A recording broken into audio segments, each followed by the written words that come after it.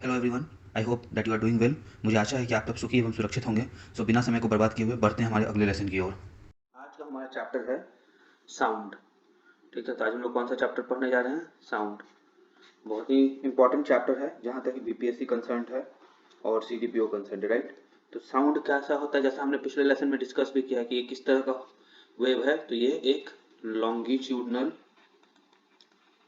Wave होगा, ठीक है। साथ ही लॉन्गिट्यूडनल वेव तो है ही, और इसमें और किसमें ये क्लासिफिकेशन होगा? इसका क्लासिफिकेशन होगा ये मटेरियल वेव है, मतलब इससे मटेरियल लगता है ट्रैवल करने में। इसे और क्या कहते हैं? मटेरियल वेव को मैकेनिकल वेव भी कहते हैं, ठीक है। तो इतना तुम लोग कल की क्लास में देख लिए थे। ओके, अब आगे बढ़ते हैं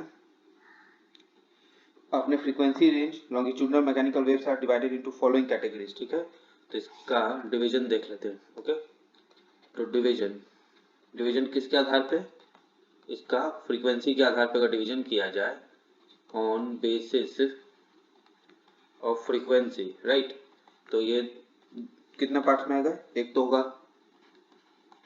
ऑडिबल साउंड वेव, इसको एस डब्ल्यू लिखते हैं हम लोग यहाँ से, ठीक है। साउंड वेव इसका क्या होगा? 20 हर्ट्ज से 20,000 हर्ट्ज तक होगा, जो वो क्या कहलाएगा? Audible sound wave, right. उसके बाद या तो अब देखो, ऑडिबल साउंड वेव का ये लेंथ है, ठीक है, 20 हर्ट्ज से 20,000 हर्ट्ज तक ऑडिबल साउंड वेव है। तो कुछ इसके ऊपर होगा, कुछ इसके नीचे होगा। जो इसके नीचे होगा ये इंफ्रासोनिक कहलाएगा, ठीक है। इंफ्रा मतलब नीचे होता है, और जो ऊपर होगा वो अल्ट्रासोनिक कहलाएगा। ओके, अल्ट्रासोनिक क्या होता है? ऊपर होता है, फाइन। तो ये हो गया ऑडिबल साउंड वेव, ये हो गया इंफ्रासोनिक मतलब लेस देन 20 हर्ट्ज, और ये हो गया अल्ट्रासोनिक तो kilo hertz, greater than 20 kilo hertz, right. Okay, now देख लेते हैं डेफिनेशन हम लोग, यही है इसमें। तो ये क्या होगा? ये वाला सेंसिटिव टू ह्यूमन ईयर होगा, सेंसिटिव टू ह्यूमन ईयर, आदमी के कान को ये सुनाई पड़ेगा, बाकी दोनों सुनाई नहीं पड़ेगा।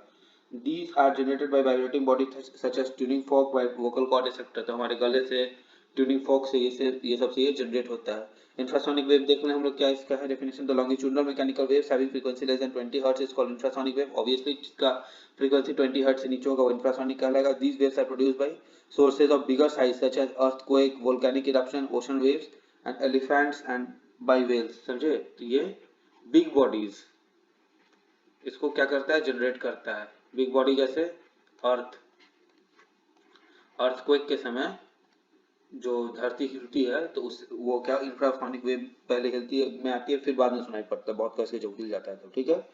उसके बाद वोल्केनो जब फटने वाला होता है तो देखते हो जानवर लोग भागने लगता है, अर्थक्वेक आता है, वोल्केनो आता है, इस तरह का चीज। क्यों? क्योंकि वो सब इंफ्रासोनिक साउंड को सुन सकता है।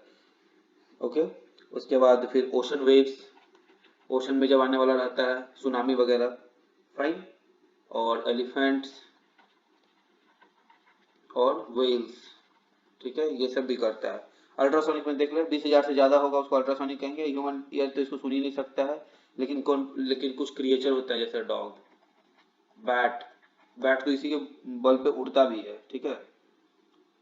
ये सब क्या करता है? मस्क्यूटो, कैट, कैट, मस्क्यूटो, ये सब ये सुन सकता है, फाइन। उसके बाद bat can not only detect but also produce, क्या है ना, बैट बहुत इंपॉर्टेंट है, ये डिटेक्ट तो करता ही है, ये क्या कर सकता है? प्रोड्यूस भी कर सकता है। Okay, ultrasonic wave can be produced by Galton's whistle और हार्टमैन जनरेटर, और by high frequency vibration of quartz crystal. तो ये इंपॉर्टेंट है। कौन कौन सा मशीन नहीं बोलेंगे हम लोग, कौन कौन सा डिवाइस हम लोग यूज करते हैं अल्ट्रासोनिक वेव को प्रोड्यूस करने के लिए? डाल्टन्स, नहीं, गैल्टन्स व्हिसल, गैल गैल डाल नहीं, गैल्टन्स व्हिसल। ओके, दूसरा क्या हो जाएगा? गैल्टन्स व्हिसल हो गया। इसको हम लोग क्या कहते हैं? हार्टमैन जनरेटर भी कहते हैं, ठीक है, स्लैश हार्टमैन्स जनरेटर, ठीक है। तो किससे किससे होता है? गैल्टन व्हिसल और या फिर हार्टमैन जनरेटर। और किससे हो सकता है? और हो सकता है ये क्वार्ट्ज क्रिस्टल से, है ना, और by high frequency vibration of quartz crystal under alternating electric field. High frequency vibration of quartz crystal under electric field, obviously AC वाला होगा, डीसी नहीं देंगे इसमें। ओके, इसको क्या कहते हैं, पीजो इलेक्ट्रिक इफेक्ट कहते हैं। इस चीज को क्या कहते हैं, piezo, PIEZO, piezo electric effect. Fine. और by vibration of ferromagnetic rod under alternating magnetic field. तीसरा क्या हो सकता है, वाइब्रेटिंग फेरोमैग्नेटिक रॉड अंडर, किसके अंडर, अल्टरनेटिंग मैग्नेटिक फील्ड। इसको क्या हम लोग कहते हैं, मैग्नेटो स्ट्रिक्शन। ठीक है, मैग्नेटोस्ट्रिक्शन। तो बहुत इंपॉर्टेंट टर्म है इसमें, जैसे पीजो इलेक्ट्रिक इफेक्ट, मैग्नेटोस्ट्रिक्शन हो गया, गाल्टन फिशर हो गया, तो ये सब याद रखना है। अब देख लेते हैं application of ultrasonic waves. Okay, application of ultrasonic wave.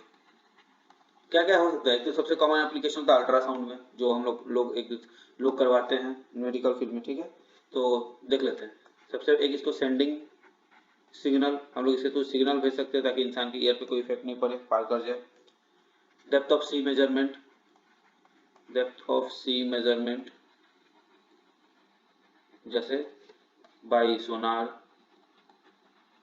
ठीक है, तीसरा क्लीनिंग पर्पसेस। ठीक है, क्लीनिंग पर्पसेस, ये तो क्वेश्चन 1000 बार पूछा है कम से कम बीपीएससी में, जब से मैं ऑब्जर्व किया तब से। किससे हम लोग जो है टेस्ट ट्यूब को क्लीन कर सकते हैं, किस वेव से हम लोग एरोप्लेन पार्ट्स को क्लीन कर सकते हैं, ये सब क्वेश्चन आता रहा है। फाइन। उसके बाद अगला आते हैं, removing lamp shoot from chimney of factory. Removing lamp shoot, lamp shoot क्या होता है बताता हूँ, फ्रॉम SHOOT शूट। ठीक है, lamp shoot from chimney of factory. बहुत सिंपल है इसमें, मतलब कि जब चिमनी में जो कालिख नहीं लग जाता है, कालिख, क्योंकि मान लो कुछ नीचे जल रहा होगा तो जलता है, तो उससे जो कार्बन प्रोड्यूस होता है वो कालिख जाके चिमनी में बैठ जाता है, तो यूवी रे मारोगे ना तो वो भी गिर जाएगा नीचे। ठीक है, स्टरलाइजिंग,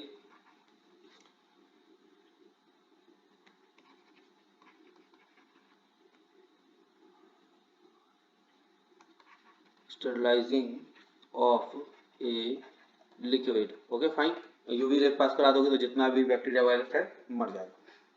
और अल्ट्रासोनोग्राफी, ये तो मैंने बताई थी, जिसको अल्ट्रासाउंड कहते हो, अल्ट्रासोनोग्राफी, जो अल्ट्रासाउंड जिसको हम लोग कहते हैं वही है अल्ट्रासोनोग्राफी।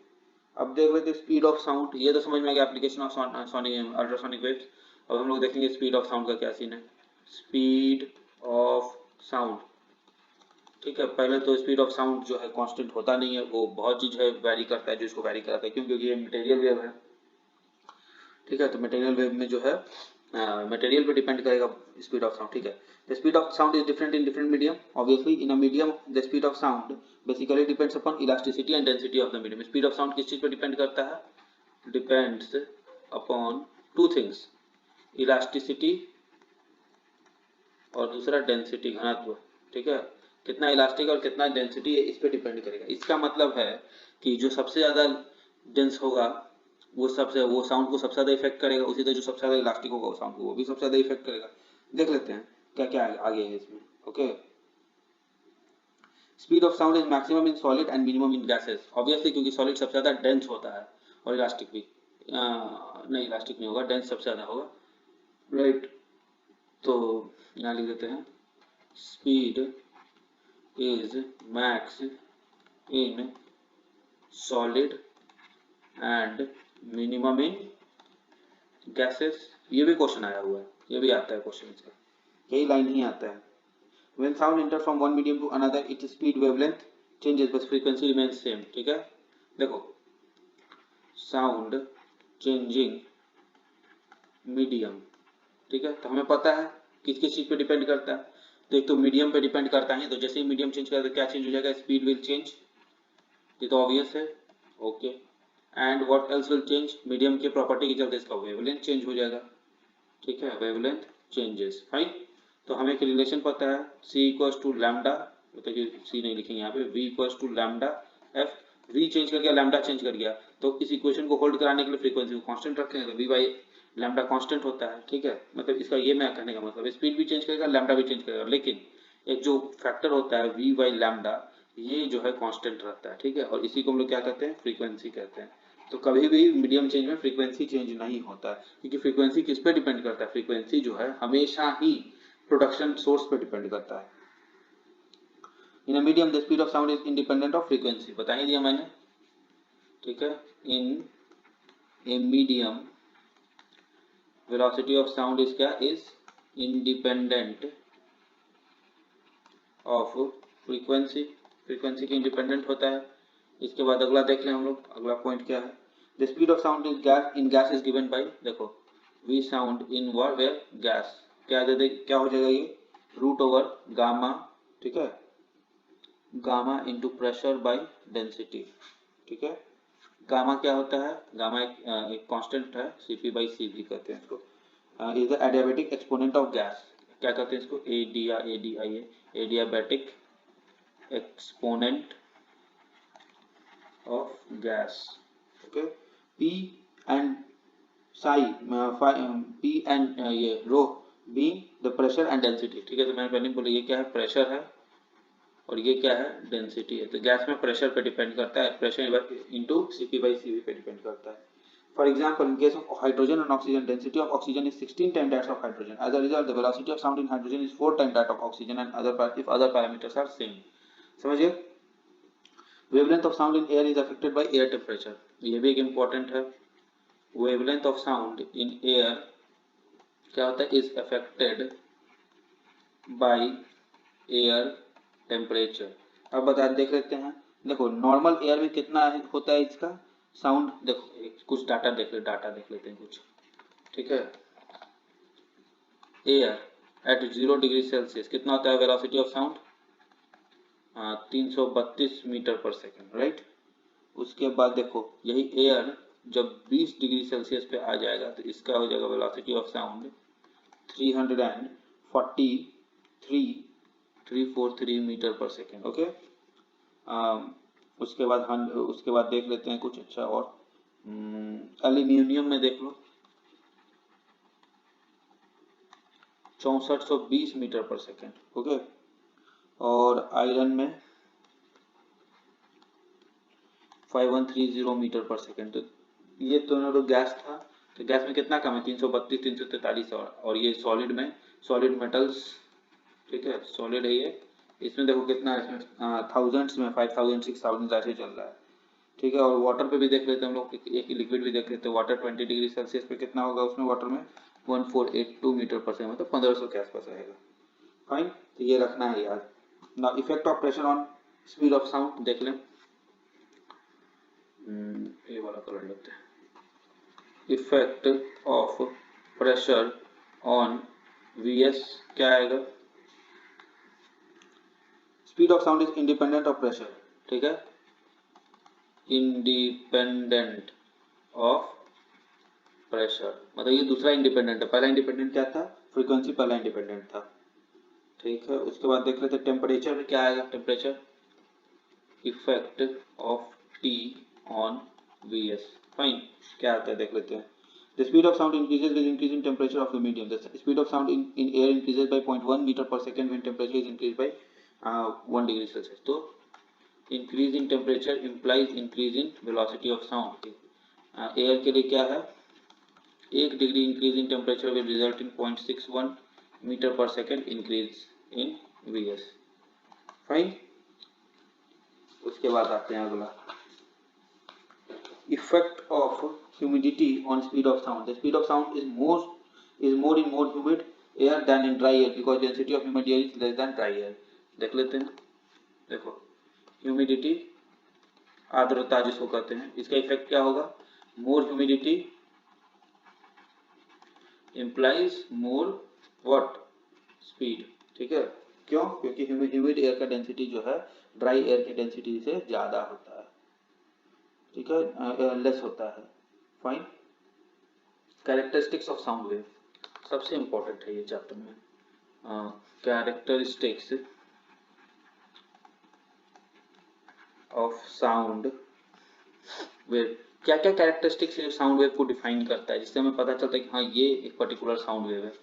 एग्जाम्पल इसका हम लोग पहले इन्यूमरेट कर देते हैं। इंटेंसिटी, कितना इंटेंस है वो साउंड, ठीक है, हम लोग सबको वन बाय वन डिफाइन करेंगे।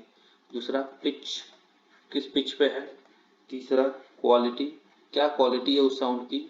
चौथा इको, ठीक है, गूंजता है कि नहीं। पांचवा रेजोनेंस, कैसे वो एम्पलीट्यूड मैग्निफिकेशन होता है। और फाइनली, तो ये एक्चुअली में ये तीन तो सबसे इंपॉर्टेंट है। इको को हटा देते हैं यहाँ से, इको को हम लोग इसमें रखेंगे नहीं। इको रेजोनेंस फेनोमेना के तौर पर रखेंगे। इंटेंसिटी, पिच और क्वालिटी है, ठीक है, characteristics of sound waves. Intensity देख लेते जल्दी जल्दी, इंटेंसिटी क्या होता है। इंटेंसिटी क्या होता है। Intensity of a sound at any point in the space is defined as the amount of energy passing normally per unit area held around the point per unit time. The SI unit of intensity is watt per meter square. इसका SI क्या है, watt पर metre square. देखो watt खुद में power का energy है, power का है, ठीक है। तो क्या हो जाएगा, पावर ऑफ किसका, साउंड, और ये किसका है, ये क्या है, ये एरिया है। तो मतलब मान लो एक गिवन एरिया है, ऐसे देख लेते हैं इसको, ठीक है। हाँ, ये गिवन एरिया ए है, इसको किस में नाप रहे हैं, मीटर स्क्वायर में। तो इससे जो साउंड पास कर रहा होगा उसका जो भी पावर होगा, ठीक है, तो पावर बाई एरिया में देखते हैं तो ये इंटेंसिटी मिल जाएगा हमको, राइट। अब हमको पावर का इक्वेशन पता है, पावर क्या होता है, पावर होता है एनर्जी बाई टाइम, यही ना होता है पावर। तो अब एनर्जी ऑफ साउंड तो मेजर किया जा सकता है, कितना साउंड की एनर्जी, उसको टाइम पीरियड से डिवाइड कर देंगे तो पावर मिल जाएगा, पावर को एरिया से डिवाइड कर देंगे तो इंटेंसिटी मिल जाएगा। तो इंटेंसिटी क्या, फोर्स, मतलब प्रेशर जैसा नहीं दिख रहा है, प्रेशर भी तो होता है फोर्स बाई एरिया, ठीक है। तो somewhat it is related to pressure, बस वहाँ यहाँ पे जो है पावर यूज कर रहे हैं, वहाँ पे प्रेशर यूज कर रहे थे, ठीक है। कुछ कुछ हद तक, बहुत ज़्यादा हद तक नहीं, क्योंकि फोर्स का यूनिट डिफरेंट है। तो फिजिक्स के टर्म्स में ये दोनों अलग अलग क्वांटिटी ही है, लेकिन हम लोग इसका ये देख रहे हैं कि क्या जिस तरह प्रेशर बिहेव करता है, क्या उस तरह इंटेंसिटी बिहेव कर सकता है। मतलब जो प्रेशर फोर्स के लिए होता है वही चीज इंटेंसिटी के साउंड के लिए हम लोग कर सकते हैं। तो ऑब्वियसली दिख रहा है उस जैसा, ठीक है। तो ये हो गया इसका मतलब। तो एक एरिया से कितना पावर का साउंड गुजर रहा है उसको हम लोग कहते हैं क्या, इंटेंसिटी। और पावर क्या होता है, एनर्जी बाई टाइम, ठीक है। तो यहाँ देख लेते हैं और क्या क्या है। तो इंटेंसिटी किस किस, तो इंटेंसिटी क्या हो जाएगा, इनवर्सली प्रोपोर्शनल हो जाएगा किससे, the square of distance between point of the point from source.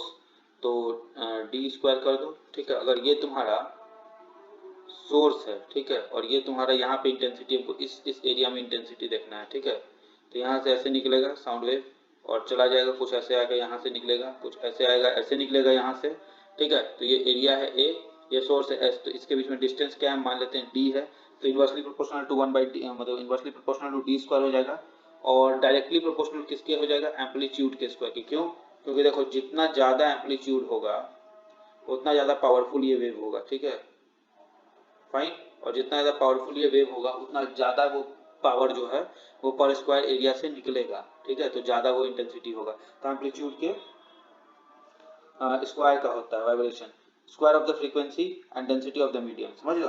Directly proportional to square of amplitude of vibration, फिर डायरेक्टली प्रोपोर्शनल टू फ्रीक्वेंसी का स्क्वायर, और directly proportional to density of the square of the frequency and directly proportional to density of the medium, fine ना। अब इससे हमको क्या क्या equation मिलता है, तो आई का हम लोग वैल्यू क्या लिख देंगे, I is directly proportional to A square F square rho, ठीक है, rho A square F square by D square, यही है इक्वेशन। अब दो वेव का, लेट एक वेव का लैम्डा वन का क्या वैल्यू है, लैम्डा वन नहीं मानते इसको, वेव वन का वैल्यू, वेव वन है A one sine omega T, और वेव टू है A two sine omega T, fine, सबको सेम मान रहे हैं। तो बताओ intensity of wave one by intensity of wave two क्या हो जाएगा, ए वन का स्क्वायर बाई ए टू का स्क्वायर, राइट। तो इसी तरह से होता है ड्यू टू इंटेंसिटी, ठीक है। A wave appears loud or faint to the ear. Actually, the sensation of sound perceived by ear is measured in another term called loudness, which depends upon intensity of the sound and sensitivity of the ear. Unit of loudness is bell. ठीक है, तो अब होता क्या है, देखो ear drum भी एक तरह का एरिया ही तो है। ये अगर मान लो हमारा ईयर ड्रम है, ठीक है, कान का पर्दा है, तो इसमें जितना ज्यादा इंटेंसिटी से साउंड आएगा उतना हमें लाउड सुनाई पड़ेगा, और जितना कम आएगा उतना कम लाउड सुनाई पड़ेगा। ठीक है, तो अब ये दो चीज पे डिपेंड करता है, एक तो इंटेंसिटी पे डिपेंड करेगा, लाउडनेस इसका कितना कितना तीव्र साउंड है, किस चीज पे डिपेंड करेगा, एक तो साउंड की इंटेंसिटी पे डिपेंड करेगा और दूसरा किस चीज पे डिपेंड करेगा, सेंसिटिविटी ऑफ ईयर, किसी का कान बहिर है, ठीक है, तो उसको कितना भी साउंड दे तो उसको क्या फर्क पड़ता है। तो इन दोनों का जो कॉमन, इन दोनों का जो ये प्रोडक्ट, इन दोनों को मिला करके जो एक यूनिट बनाया गया उसको कहते हैं बेल। ठीक है, तो ये छोटा लिखना चाहिए, बेल। ठीक है, तो जो ये होता है उसको क्या कहते हैं, बेल कहते हैं। और इसका जो, लेकिन बेल एक बहुत बड़ा यूनिट है, तो 1/10 ऑफ बेल हम लोग यूज करते हैं किसके लिए, जनरल मेजरमेंट के लिए। ठीक है, बेल, इसको हम लोग क्या कहते हैं, decibel, decibel. Okay, 1/10 of bel is called decibel. तो ये इन जनरल मेजरमेंट के लिए यूज होता है। A practical unit of loudness is decibel, which is equal to 1/10 of bell. Another unit of loudness is phone. Another unit of loudness क्या है, phone है, PHON। समझ गए। एक तो डेसिबल है, बेल का मतलब बेल प्रैक्टिकल यूनिट नहीं, यूटिलिटी के लिए, तो हम लोग क्या यूज करते हैं, डेसिबल। एक यूनिट है फोन। ठीक है, और इंटेंसिटी ऑफ साउंड और सेंसिटिविटी ऑफ ईयर, इन दोनों पे डिपेंड करता है कितना लाउडनेस होगा साउंड का। ठीक है, ये क्या करता है, ये दोनों मतलब इसको ऐसे नहीं लगता है, हाँ ठीक है, dictates what will be the loudness of sound, sound की लाउडनेस क्या होगी ये डिक्टेट करेगा। भाई आगे बढ़ते हैं, पिच। ठीक है, पिच, पिच क्या होता है, pitch is that characteristic of sound which distinguishes a sharp sound from grave sound. ठीक है, तो ये क्या है, कैरेक्टरिस्टिक है, और ये क्या करता है, ये बहुत सिंपल करता है, डिस्टिंग्विश करता है। डिस्टिंग्विश मतलब अंतर करता है, किसमें अंतर करता है, शार्प या श्रिल साउंड।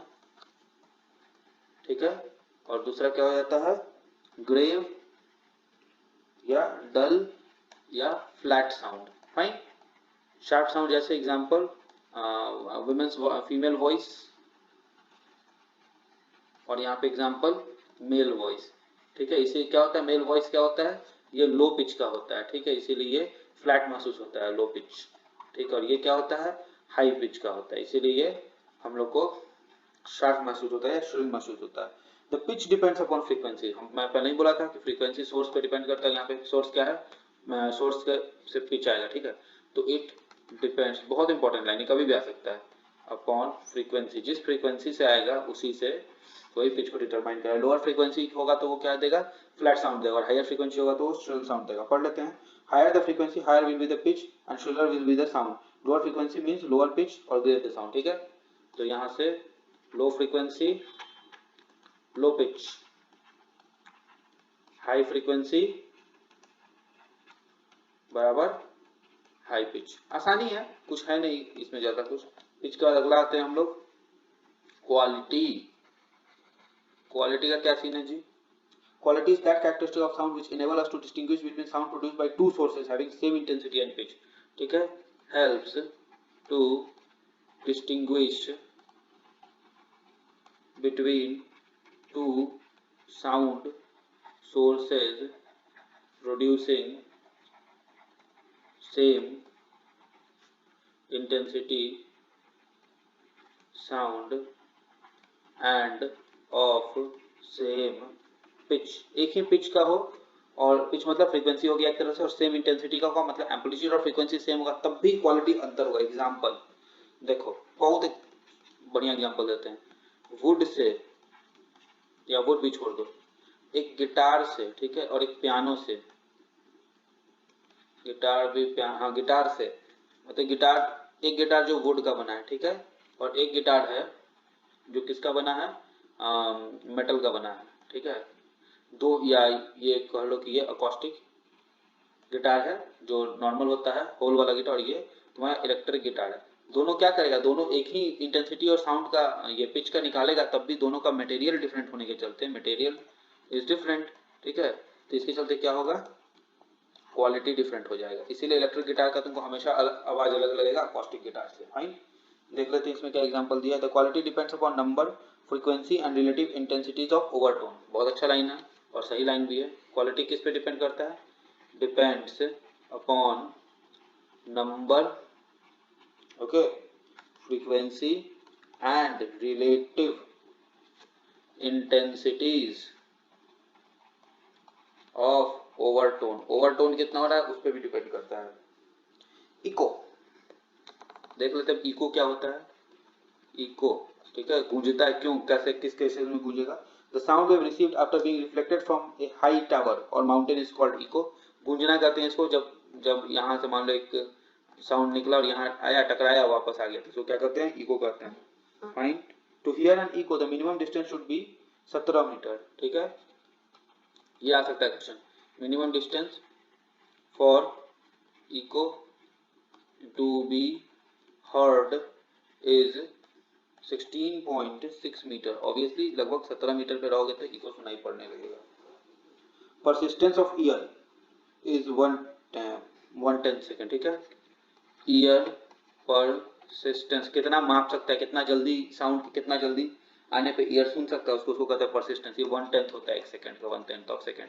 अगर 10 सेकंड के 10वां हिस्सा के बाद कोई आएगा तो वो सुन लेगा, सेकंड के 10वां हिस्सा से पहले ही साउंड आ गया तो वो नहीं सुन पाएगा ईयर, ठीक है। Due to refraction sound is heard at longer distances in night than day, ठीक है। तो रिफ्रैक्शन के चलते क्या होता है, साउंड जो है दूर तक रात में सुनाई पड़ता है डे के बनिस्बत, ओके। इंटरफेरेंस ऑफ साउंड देख लें। इंटरफेरेंस ऑफ साउंड, इंटरफेरेंस में समझ में आ ही रहा होगा कि साउंड आपस में जो ओवरलैपिंग करेगा। द मॉडिफिकेशन और redistribution of energy at a point due to superposition of two और more sound wave of same frequency is called interference. होता क्या, देखो मान लो एक वेव ऐसे जा रहा है, ठीक है, दूसरा वेव ऐसे जा रहा है, तो कहीं नहीं काटेगा एक दूसरे को, नहीं यहाँ काट रहा है, देखो। तो इस पॉइंट पे क्या हो रहा है, अच्छा मिल गया एग्जांपल। इस पॉइंट पे क्या हो रहा है, दोनों वेव आपस में, दोनों वेव का मान लेते हैं इसका फ्रीक्वेंसी और एम्पलीट्यूड, ठीक है, दोनों सेम है, एफ ए ही है, ठीक है। तो इस पॉइंट पे क्या हो गया, दोनों वेव आपस में, सॉरी, इस पॉइंट पे क्या हो गया, दोनों वेव आपस में एक पॉइंट पे आ गया, दोनों का एनर्जी या तो एडअप हो जाएगा या फिर आपस में काउंटर कर देगा एक दूसरे को, ठीक है, यही होता है इंटरफेरेंस। द मॉडिफिकेशन और रिडिस्ट्रीब्यूशन ऑफ एनर्जी, तो एनर्जी क्या हो गया, तो दोनों वेव आपस में टकराया, एक तरह से टकराने पे या तो दोनों साथ हो जाएगा या तो दोनों एक दूसरे के अपोजिट चला जाएगा, तो इसके चलते क्या हो गया, मॉडिफिकेशन हो गया एनर्जी में, ठीक है। If two wave meet at a point in same phase intensity of sound is maximum. अगर दोनों का फेज, हम लोग कल बात किए हैं, फेज अगर सेम होगा तो क्या होगा, इंटेंसिटी मैक्सिमाइज कर जाएगा।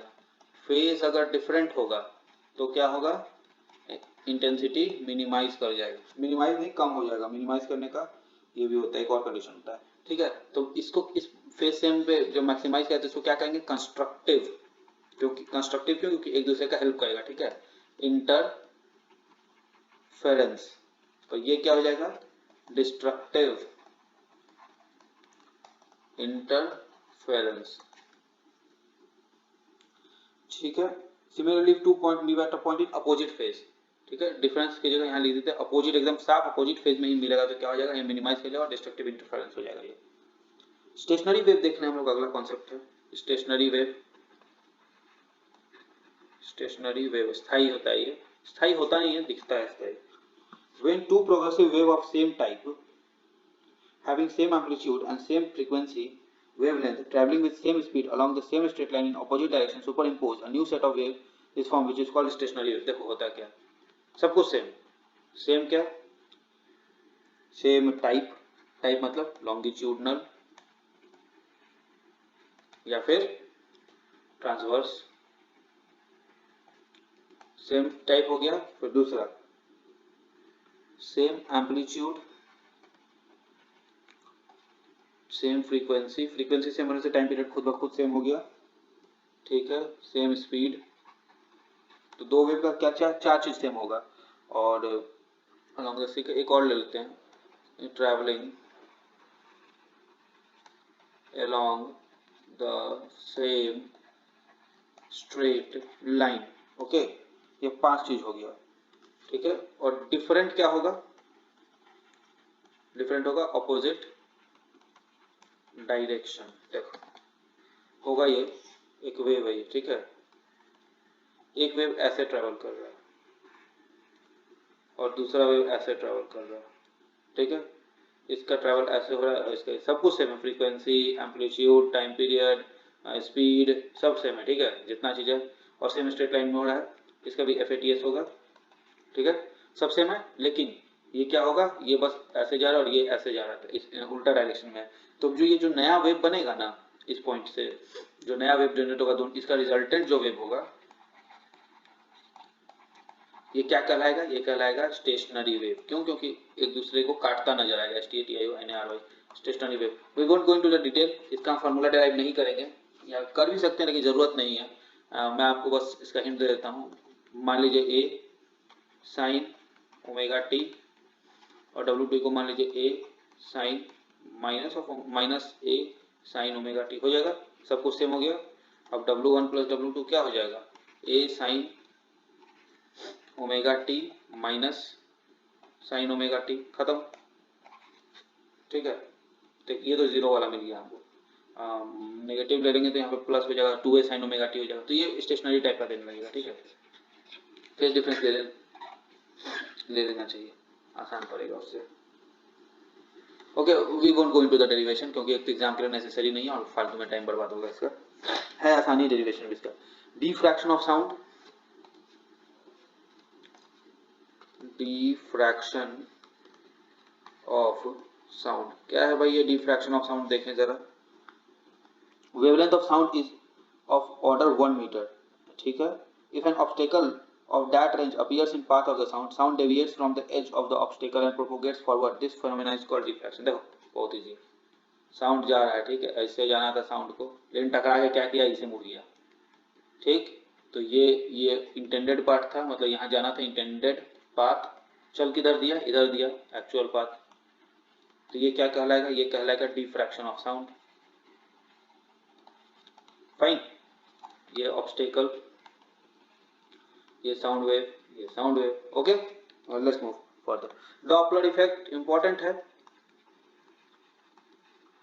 लेकिन इसमें बहुत डिटेल में हम लोग को जाना नहीं है, क्यों, क्योंकि ये एग्जाम पॉइंट ऑफ व्यू से सिर्फ इसका ऑब्जर्वेशन इंपॉर्टेंट है, राइट।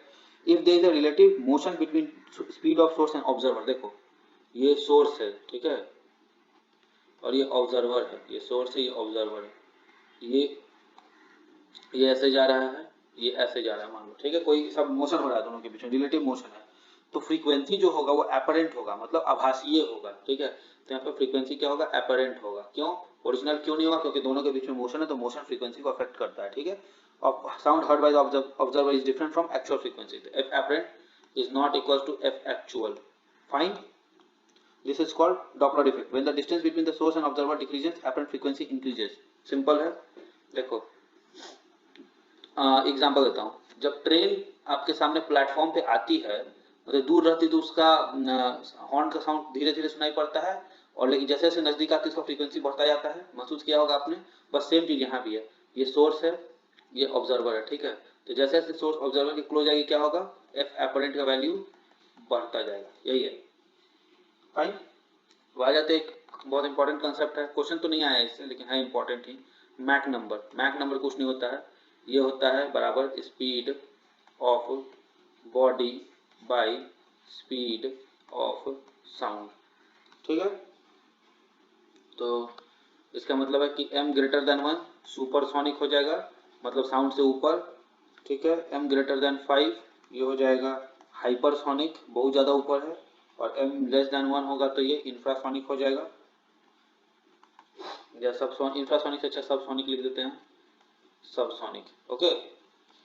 शॉकवेव्स इंपॉर्टेंट कंसेप्ट, कुछ नहीं होता शॉकवेव भी, शॉक में एकाएक वेव आके हिट करेगा तो शॉक वेव कहेंगे इसको, ठीक है। A body moving with supersonic speed in air leaves behind a conical region of disturbance which spreads continuously. अच्छा, इस तरह इस सेंस में देखोगे तो ये देखो, मान लो एक एरोप्लेन है, अच्छा से बनाते हैं यार, इतना गंदा एरोप्लेन नहीं होता है, ओके। मान लेते हैं ये एरोप्लेन है, राइट, यहाँ पे आगे में काला कर देते हैं, और यहाँ पे खिड़की भी दिखा देते हैं ताकि लगे एरोप्लेन है, ओके। तो और यहाँ पे ये भी दिखा देते हैं, अब लग रहा है, राइट, है ना। तो एरोप्लेन है और ये जा रहा है मैक M10 पे जा रहा है, मैक 10 पे, तो क्या होगा, ये इतना स्पीड गया कि साउंड को ट्रैवल करने का मौका नहीं मिला, ठीक है, साउंड से भी स्पीड चला गया, तो जो जहाँ जहाँ टकराया वो क्या करेगा, वो कौन, ये यहाँ पे क्या होगा, एयर के पार्टिकल से टकराते जा रहा होगा, तो जो भी एयर के पार्टिकल से टकराएगा वो क्या होगा, कॉनिकली इस तरह से मूव करेगा, ठीक है, पीछे स्पेस छोड़ते चला जाएगा, मतलब ये जैसे ये टेढ़ा मूव करेगा, फनल सेक्शन, फनल के उल्टा कॉनिकल सेक्शन में, ठीक है। तो इसके चलते क्या होगा, ये पूरा रीजन क्या होगा, कॉनिकल रीजन ऑफ डिस्टर्बेंस होगा, कॉनिकल रीजन ऑफ डिस्टर्बेंस मिलेगा हमको, ठीक है। क्यों, क्योंकि यहाँ का वेव्स को जो है अल्ट्रासोनिक या हाइपरसोनिक ये ऑब्जेक्ट उसको हिट किया है ना, तो इसके चलते वो तो शॉक मिला, ठीक है, और इसके चलते बहुत कस के आवाज होगा, ठीक है। Such a disturbance is called shock wave, और shock wave carries huge energy and may even make cracks in windows and panes and even damage a building.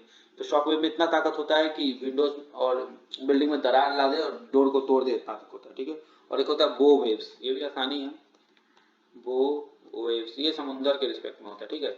देख लेते हैं, when a motor boat in a sea travels faster than sound, ठीक है, तो ultrasonic motor boat जो होगा उसका क्या है, तो just like shock waves are produced in on surface of water, तो वेव जैसा इसमें प्रोड्यूस होता है, किसमें, एयर में, तो उसी तरह का वेव जो है वाटर पे भी प्रोड्यूस होता है, तो शॉक वेव हो गया वाटर का शॉक वेव, तो इसको क्या कहते हैं, बो वेव, तो ये क्या हो गया, वाटर में शॉक वेव्स, ठीक है, इसको क्या कहते हैं हम लोग, बो वेव्स, बराबर बो वेव्स, राइट। तो ये लंबा चैप्टर था साउंड का, ठीक है, तो इसी के साथ हम लोग ये चैप्टर जिसका नाम है साउंड, हम लोग इसको समाप्त कर रहे हैं। So friends, I really hope that you like this video. अगर आपको यह वीडियो पसंद आया है तो इसे थम्स अप दें, साथ ही इसे अपने दोस्तों एवं परिवार में शेयर करें, हमें इंस्टाग्राम पर भी फॉलो करें, हमारे चैनल को सब्सक्राइब करें और बेल आइकन को तुरंत से भी पहले दबा दें ताकि हमारी सारी वीडियोस की नोटिफिकेशन सबसे पहले आप तक पहुंच जाए। आप अपने सजेशन को कमेंट बॉक्स में लिखें, हम जल्द से जल्द उसे इंप्लीमेंट करने की कोशिश करेंगे। आप सब स्वस्थ रहें, सुखी रहें, खुश रहें, सबकी केयर करें और मन लगाकर पढ़ते रहें। जय हिंद।